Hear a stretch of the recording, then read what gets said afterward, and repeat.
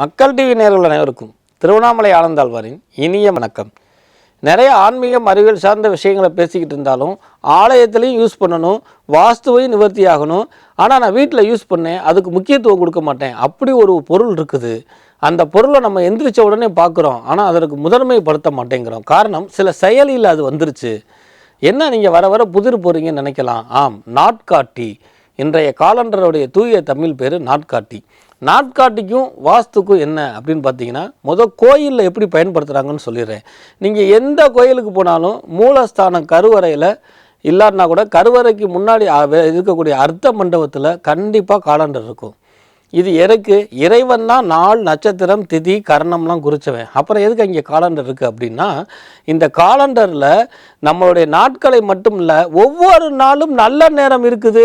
வாழ்க்கையை மனிதா நீ நினைச்சால் எல்லாம் நல்ல நேரம் உணர்த்த கொடுக்கறதுனால தான் அதுக்கு நாட்காட்டின்னு பேசான். நாளிகை அப்படின்னா, அந்த நாளிகை பற்றி ஒன்று சொல்கிறேன். இப்படின்னு சுன்றது நாளிகை இல்லை. ஒரு தாமரை பூக்கும் இன்னொரு தாமரை பூக்கும் ஒரு ஊசி நுழையக்கூடியதே நாளிகைன்னு கணக்கு எடுத்துருக்கிறாங்க. அந்த நாளிகை எப்படி எதற்கு பயன்படுகிறது? ஜோதிடம் பார்ப்பதற்கு மட்டும் இல்லை, மனிதனுடைய வயிற்றில் நாடி பார்க்குறாங்க இல்லையா, அந்த நாடிக்கு இந்த நாளிகை ஒத்து வருது. எப்படி சார் குழப்புறீங்க அப்படின்னா, இப்போ நாடி பார்க்குறப்போ இந்த நாளிகை சில பேர் வெறும் வயிற்றில் வாங்கன்னு காலையில் சொல்லுவாங்க, அது சூரிய நாளிகை. அப்புறம் சாயங்கால பொழுது பார்க்குறது, அப்புறம் கடுமையான வயிற்று வலியாக இருந்தால் பார்க்குறாங்க இல்லையா, அந்த நாளிகையும் இந்த நாடி துடிப்பையும் கணக்கு பண்ணாங்கன்னா நீ என்ன சாப்பிட்ருக்கங்கிறது கூட வைத்தியத்தில் சொல்ல முடியும். இப்போ புரியுதுங்களா? நாளிகை அந்த மாதிரி, அந்த நாளிகைக்கு அடுத்து தொடர்பு உள்ளது இந்த நாட்காட்டி. இதுவும் தன்னம்பிக்கை கொடுக்கக்கூடியது. என்னடா நம்ம எந்திரிச்சோன்னு என்ன நினைக்கிறோம், இன்றைக்கி ராசி பலன் என்ன இருக்குது அப்படின்னு போட்டோம். நல்லா தெரிஞ்சுக்குங்க, இந்த ராசி பலன் 1.5 வருடம் 2 வருடத்துக்கு முன்னாடி தீர்மானிக்கப்பட்டது இல்லையா. இன்றைக்கி மழை வரும்னு சொல்லிட்டு மழை வராமல் எத்தனையோ காலம் போய்த்து இருக்குது. இன்றைக்கு பண வரவு வரும் வராமல் இருக்காதுன்னு சாதாரணமாக இருக்கிறவனுக்கு பொருளாதாரம் கொட்டப்பட்டிருக்கிறது. ராசி பலன் மட்டுமே பார்த்து நம்ம அந்த நாட்காட்டியை ஒதுக்கி விட்டோம். நாட்காட்டியில் என்ன இருக்குது அப்படின்னா, சில கிரக உரைகள் ராகு காலம் என்ன கண்டு இருந்தாலும் எச்சரிக்கை. ஆனால் நீ அதில் முடங்கி விட முடியாது, தாண்டி செல்லலாம். அதனால தான் கூட ராகு பவன் என்ன செஞ்சார்னா 7:30 to 9 1.5 மணி நேரம் தான். அந்த 1.5 மணி நேரம் கடந்த பிறகு எல்லாமே ஃபாஸ்ட்டாக நடந்து அந்த மாதிரி ஒவ்வொரு கிரகத்தினுடைய விஷயம், கிரகத்தினுடைய அமைப்பு, இதையெல்லாம் நாட்காட்டி என்ன செய்யுதுன்னா மனிதனுக்கு தன்னம்பிக்கையை கொடுக்குது. இந்த நாட்காட்டி வாஸ்துக்கு எப்படி சார் ஒத்து வரும் அப்படின்னு பார்க்கும் பொழுது, அந்த காலத்திலாம் பார்த்தீங்கன்னா தெருவில் பார்த்திங்கன்னா மணிக்கூண்டுன்னு இருக்கும். இந்த மணிக்கூண்டு இருக்கிறப்ப ஆக்சிடென்ட் நிறைய கிடையாது. இன்றைக்கி மணினா என்னன்னு கேட்குற அளவுக்கு இருக்குது. இதை பற்றி சிறப்பு நிகழ்ச்சியில் சொல்கிறேன். அதே போல் ஒவ்வொரு வீட்லேயும் நாட்காட்டி இருக்கும். அந்த நாட்காட்டியில் தெய்வ படங்கள் இருக்கும். அதுக்கு சந்தன குங்குமம் வச்சு பூ போடுவாங்க. அப்போ நீங்கள் எல்லா காலண்டருக்கும் அதை செய்ய சொல்கிறீங்களா அப்படின்னா, தெய்வத்தை எந்த ரூபத்தில் வேணால் வழிபடலான்னு சாஸ்திரம் சொல்லியிருக்குது, பெரியவர்கள் சொல்லியிருக்கிறாங்க. நீ எந்த விதத்தில் நோக்குறாயோ அந்த விதத்தில் அது.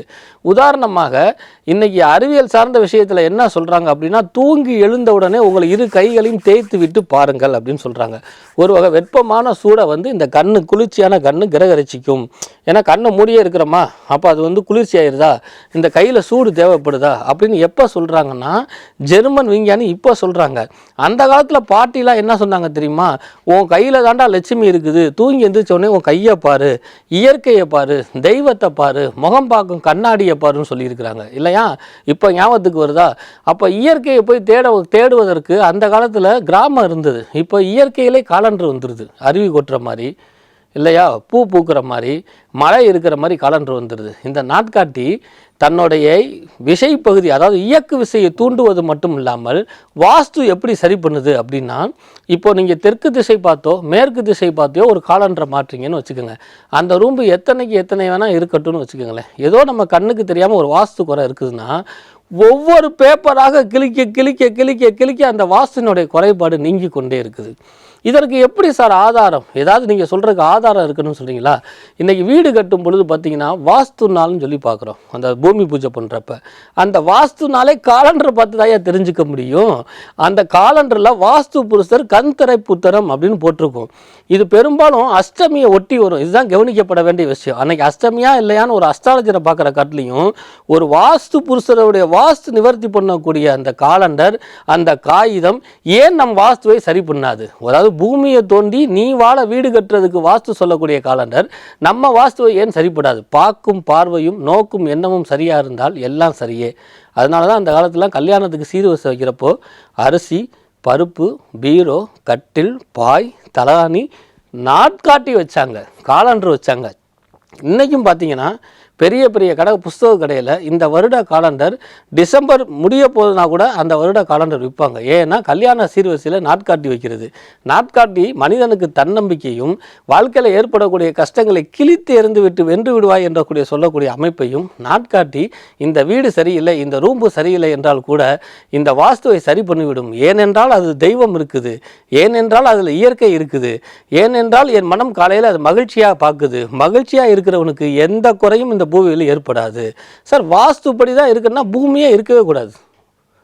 அப்போ அந்த பூமியே இருக்கக்கூடிய அந்த வாஸ்துவை ஏதாவது குறைகள் இருந்தால் திருத்தக்கூடிய நாட்காட்டியை நீங்களும் உபயோகமாக பாருங்கள். திருமண நாளுக்கும் காது குத்தலுக்கு மட்டும் நாட்காட்டியை பார்க்காமல் தூங்கி எழுந்தவுடன் நாட்காட்டியை பாருங்கள். உங்கள் மனதில் இருக்கக்கூடிய உற்சாகத்தை மேம்படுத்தும். நாட்காட்டில் இருக்கக்கூடிய ஒவ்வொரு பேப்பரையும் கிழிக்கும் பொழுது இன்று பிரதோஷம், இன்று அஷ்டமி, இன்று நவமிங்கிறப்போ மனிதனுக்கு ஒவ்வொரு வகையிலையும் இறைவன் வெற்றியை கொடுப்பதற்கு பல படிக்கட்டுகளை வைத்திருக்கிறான் என்று சொல்லுங்கள். இது கூடுதலாக நாட்காட்டி வருடத்தை குறிக்கும் அப்படின்னு தான் சொல்லுவோம். மாதம் நாள்லாம் சொல்ல மாட்டோம். இதற்குண்டான ஒரு ஆலயம் சொல்கிறேன். கும்பகோணத்துக்கு பக்கத்தில் இருக்கக்கூடிய சுவாமிமலை முருகன் கோயிலுக்கு போனீங்கன்னா 60 படிக்கட்டு இருக்கும். இந்த 60 படிக்கட்டுக்கும் ஒவ்வொரு வருடத்தில் பேர் இருக்குது. சர்வாதி, விகாதி, ஆனந்த, ரூப அப்படின்னு அந்த படிக்கட்டுக்கு பேர். இந்த 60 படிக்கட்டை கடந்து அந்த முருகப்பெருமானை சேவிக்கிறோம். அந்த முருகப்பெருமான் தந்தைக்கே உபதேசம் பண்ணுறான். அப்போ என்னன்னா 60 ஆண்டுகளை கடக்கணும். அப்போ அந்த ஆண்டுக்கு முக்கியத்துவம் கொடுக்கக்கூடிய படிக்கட்டு உண்மையானால் நான் சொல்லக்கூடிய இந்த நாட்காட்டியும் உங்களுடைய வாழ்க்கையில் படிக்கட்டாக இருந்து உதவும். அந்த நாட்காட்டியை அலட்சியப்படுத்தார்கள். அந்த நாட்காட்டியில் உங்களுடைய பூச்சை புணுங்கள் அடுங்கிற அளவுக்கு பார்த்து கொள்ளாதீர்கள். வாஸ்துவை நீக்குவதும் தன்னம்பிக்கையை கொடுப்பதும் தெய்வ அனுகூலம் அதுலேயும் இருக்குங்கிறத வலியுறுத்தி நாட்காட்டி எனக்கும் உங்களுக்கும் நம் அனைவருக்கும் பயன்படும் சொல்லி உங்களிடமிருந்து விடைபெறுவது திருவண்ணாமலை வாசி திருப்பணம் கொரக்கண அடிமை டி. ஆனந்தாழ்வார். வணக்கம்.